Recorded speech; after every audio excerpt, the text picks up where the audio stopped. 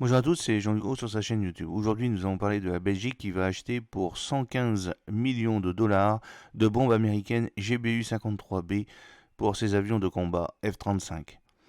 C'est le 25 juillet 2024 que le département d'État américain a approuvé une éventuelle vente militaire étrangère à la Belgique pour l'achat d'un maximum de 196 obus bombes GBU-53B SDB-2 à All Up Road, c'est-à-dire AUR, Small Diameter Bomb Increment 2, SDB2, et de la logistique et du soutien au programme associé pour un coût estimé à 115 millions de dollars. L'acquisition du SDB2 par la Belgique s'aligne sur l'introduction de ces nouveaux chasseurs furtifs F-35A Lightning II capables de transporter cette bombe. La Belgique va acheter jusqu'à 196 bombes de petit diamètre GBU-53B SDB2 pour un coût estimé à 115 millions de dollars, probablement pour son nouveau chasseur furtif le F-35A Lightning II américain. La bombe GBU-53B SDB2, également connue sous le nom de Stormbreaker, est une bombe planante à guidage de précision lancée par avion développée par Highton.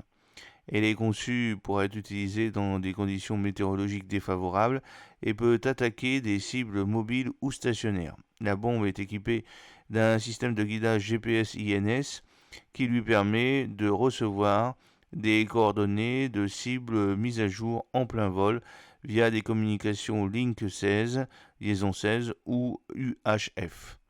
Cette capacité permet aux contrôleurs aériens ou au sol de fournir des mises à jour de cibles en vol et d'interrompre les missions si nécessaire. Le SDB-2 peut être guidé à l'aide d'un radar à imagerie infrarouge, d'un radar à ondes millimétriques et d'un laser semi-actif numérique, ce qui en fait une arme polyvalente dans différents scénarios de combat.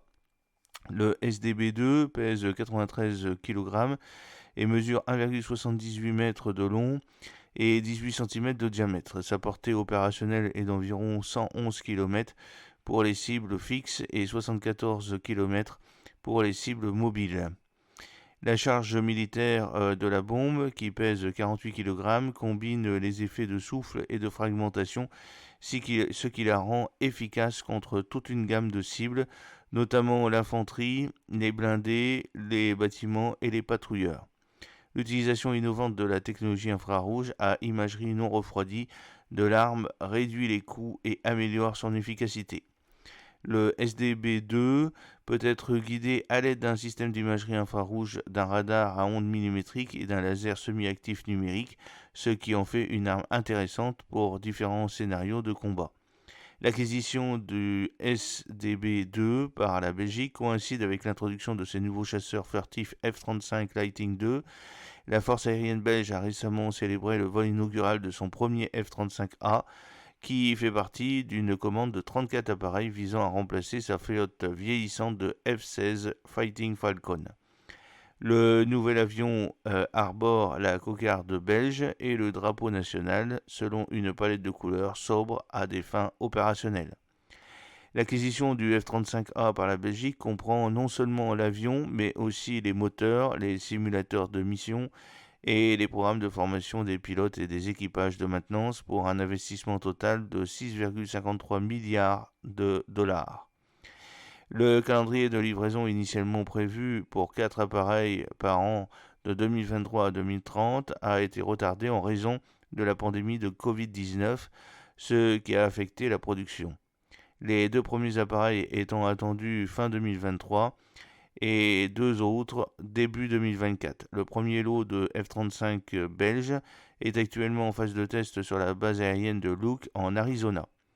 La Belgique a opté pour des marquages nationaux discrets sur ces F-35, similaires à ceux utilisés par le Danemark et la Pologne, afin d'améliorer la furtivité opérationnelle. L'avion sera d'abord utilisé pour l'entraînement aux États-Unis, le premier F-35 devant arriver en Belgique à la base aérienne de Floren en 2025, et d'autres jets à Kleinbrokel à partir de 2027. Avec cet achat, la Belgique rejoint 12 autres pays européens qui exploitent le F-35, contribuant ainsi à la stratégie de défense aérienne de l'OTAN.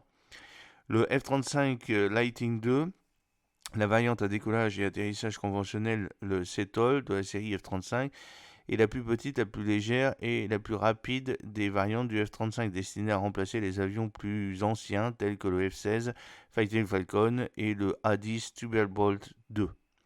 Le F-35A Lightning II, la variante à décollage et atterrissage conventionnel CTOL de la série F-35, dispose de capacités furtives, utilisant des tapis de fibres structurelles nécessitant peu d'entretien au lieu de revêtements furtifs traditionnels, réduisant sa section transversale radar et le rendant moins détectable par les radars ennemis.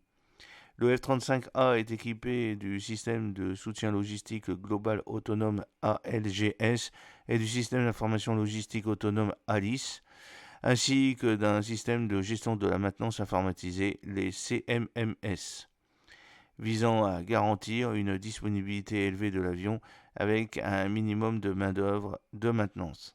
Son système de contrôle de vol utilise des actionneurs électro-hydrostatiques et un système de contrôle de vol à commande électrique réduisant le besoin de systèmes hydrauliques traditionnels et augmentant la fiabilité. L'avion est propulsé par le turboréacteur à flux mixte à post-combustion Pratt & Whitney F135, délivrant une poussée maximale de 43 000 lbf et une poussée intermédiaire de 28 000 lbf, avec un ensemble de puissances intégrées qui combine une puissance auxiliaire, une puissance de secours et un contrôle environnemental.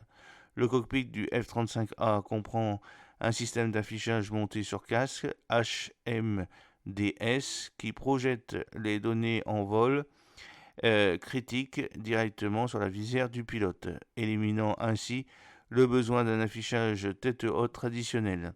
L'avion intègre les données des capteurs embarqués et non embarqués pour améliorer la connaissance de la situation et l'identification des cibles soutenues par une avionique avancée telle que le radar AESA-AN APG-81 et le système d'ouverture distribué DASAN-AAQ-37. Conçu pour des missions de supériorité aérienne et de frappe, le F-35A est capable de mener des combats air-air, des attaques air-sol et un appui aérien rapproché avec des capacités de furtivité, de charge utile, d'autonomie avec carburant interne, d'avionique, d'efficacité opérationnelle, de supportabilité et de survivabilité.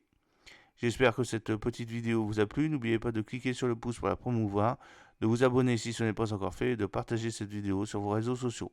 A très bientôt, fidèlement, Jean-Luc O.